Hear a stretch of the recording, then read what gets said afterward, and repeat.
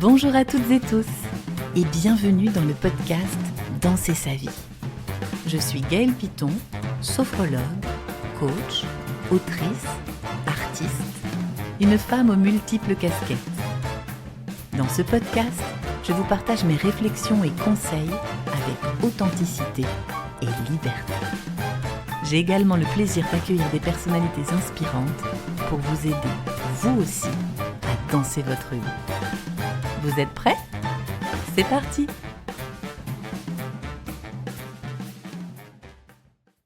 Bonjour à toutes et tous les danseurs de la vie et bienvenue dans ce nouvel épisode du podcast. J'espère que vous allez bien, que vous êtes en forme et puis que si ce n'était pas le cas, eh bien que vous accueillez ça le plus sereinement possible. Aujourd'hui, j'avais envie de vous parler d'un sujet que j'évoque souvent en accompagnement, alors notamment dans les accompagnements d'artistes, dans les accompagnements d'entrepreneurs, de thérapeutes, qui est le sujet de la concurrence. Et oui, et c'est un sujet qui est moi aussi venu me travailler, qui viendra encore me travailler. Vous savez, il y a toujours des couches, on n'en a jamais vraiment fini sur le chemin de la vie, mais c'est ça qui est merveilleux et puis tellement inspirant à la fois. Le sujet de la concurrence revient, alors notamment, je vous donne un petit exemple, j'accompagne actuellement une thérapeute qui est sophrologue elle aussi et qui me disait « Mais Gaëlle, il y a trop de sophrologues ». J'entends aussi, il y a tellement de coachs, le secteur est saturé, il y a tellement de personnes qui font déjà ce que je fais. Et dans les écoles, notamment de sophrologie, moi c'est quelque chose qu'on m'avait beaucoup enseigné. Et là, après la Covid, parce que moi ça fait longtemps que je suis installée à mon compte, mais il y a eu effectivement un boom de thérapeutes, des envies comme ça qui se sont manifestées, alors pour le meilleur comme pour le pire, parfois, soyons clairs. Mais je pense que c'est un non-sujet et qu'on se fait beaucoup de mal avec ce sujet de la concurrence, parce que plus on est tourné vers la concurrence, vers l'autre donc, moins on est tourné vers soi. Et j'ai envie de vous confier quelque chose que j'ai compris avec le temps, quelque chose qui me semble fondamental, quelque chose sans quoi je n'aurais pas écrit des livres, créé un spectacle, réalisé un film, créé des émissions, des podcasts.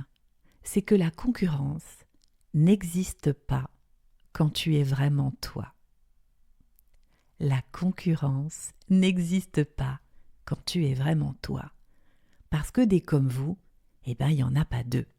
Et c'est vrai que j'ai eu très très mal avec cette question de la concurrence, parce que c'est quelque chose qui sème beaucoup de doutes, qui nous fait nous dévaluer aussi. On est moins bon que le voisin, bien souvent la comparaison elle se fait comme ça. Et c'est vrai que moi j'ai traversé des moments très très inconfortables. Alors notamment aussi, mais ça j'y dédierai un autre épisode parce que c'est un sujet assez vaste, mais quand je me suis fait littéralement pomper des concepts que j'avais mis beaucoup d'énergie à déployer. Par exemple, les slow visits que je déploie depuis 2017. Il y a beaucoup de personnes qui se sont pas trop gênées pour faire des copier-coller de mes textes, faire des slow visits, alors qu'en fait, c'est né au musée d'histoire de Saint-Denis, d'art et d'histoire de Saint-Denis en 2017. Et que ça a été créé par une personne qui s'appelle Gaëlle Piton et qui l'animait avec une médiatrice qui s'appelle Lucille Chastre au musée de Saint-Denis. Voilà. Et ça, c'est venu me travailler parce que quand on vous vole un concept, c'est un peu comme si on vous volait toutes vos affaires dans une maison. C'est un vrai cambriolage. Donc les reprises de concepts, les gens qui soi-disant ont une inspiration un peu trop proche, les copier-coller qui sont à peine déguisés, ça fait très mal. Et ça m'a profondément affectée. Ça m'a rendue très très triste. Ça venait surtout toucher ma foi en moi en fait. Et le fait qu'on arrivait à s'autoriser, à se proclamer comme créateur d'un concept alors que c'était faux. Et du coup, c'est venu aussi me chatouiller dans le fait que je me disais, en fait, et si j'étais pas si unique que ça, en fait, en vrai, qu'est-ce que j'ai créé ? La douleur, elle n'est pas liée seulement à ce qui se passait, elle est liée à ma propre contraction. C'est ça que j'ai compris avec le temps. Plus je doutais, plus je regardais les autres. Alors, puis les réseaux sociaux, je peux vous dire que pour ça, c'est open bar. Et plus je me comparais, plus je me rapetissais.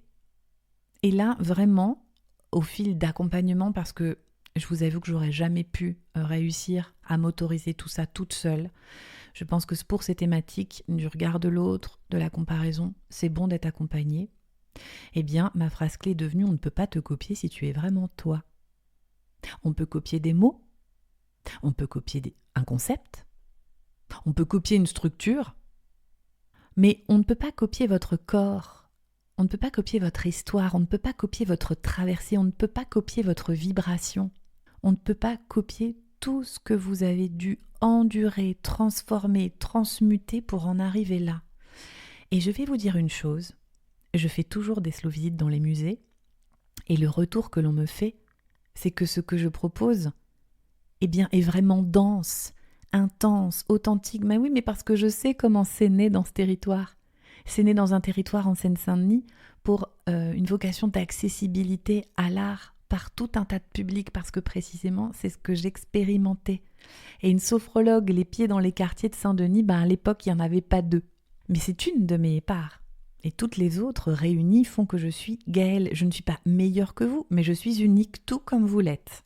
Et donc, le jour où j'ai assumé que je n'étais pas seulement sophrologue, que je n'étais pas seulement coach, que je n'étais pas seulement autrice, que moi j'étais tout ça et que j'avais une histoire de passion contrariée, d'une petite fille qui voulait être danseuse et que j'avais ce tempérament artiste, que j'aimais chanter, danser, monter sur scène, eh bien là, j'ai arrêté de me découper, j'ai arrêté d'essayer de me rassurer et c'est là que la concurrence a commencé à disparaître.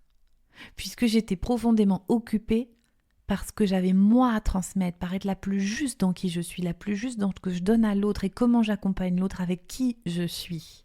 Et donc là, je suis devenue incomparable. Et vous l'êtes aussi.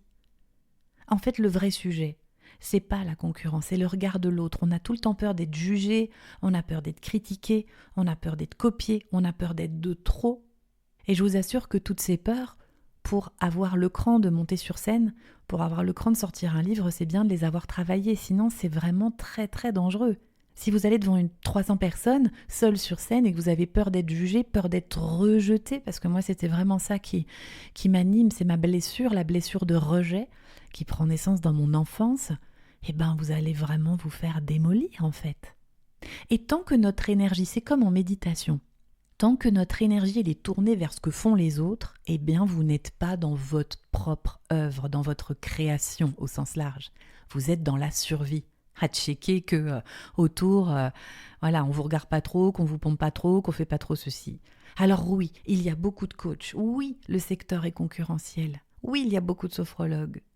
Mais il n'y a qu'une seule personne qui a ton mélange exact. Et là, tu fais le lien avec ton œuvre. Tu trouves ta spécificité. Ça va peut-être parler aux sophrologues, non pas une spécialité, on voudrait tout le temps nous faire nous spécialiser, il faut trouver sa spécificité. Et ça, effectivement, ça ne se fait pas tout seul, parce que ça va aller chercher dans les ressorts de notre histoire, dans nos zones d'ombre, dans nos blessures.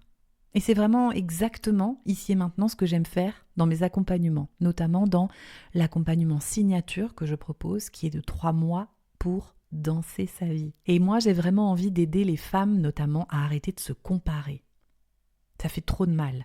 À identifier leur singularité, à l'incarner. Faites-en votre force. Vous êtes unique. La concurrence, elle disparaît quand tu décides de devenir toi, sans négociation, sans concession. Et oui, c'est un chemin. Mais vous savez quoi ? Selon moi, c'est le seul chemin qui libère. Je vous souhaite de belles expériences, de belles libérations et n'hésitez pas à me contacter si vous sentez l'élan à votre tour de danser votre vie parce que je pense que c'est là que je suis excellente et brillante. À bientôt. Cet épisode vous a plu ?